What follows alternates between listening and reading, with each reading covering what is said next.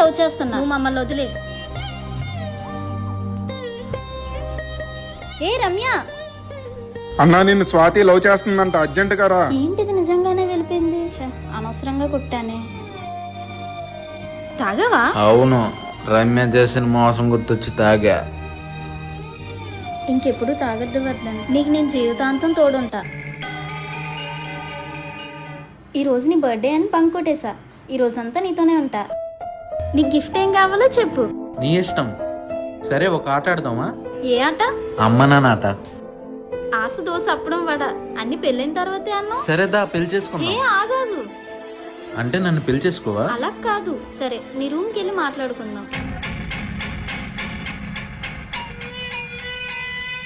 గడెందుకు పెట్టావు? ఏ నీకు తెలీదా?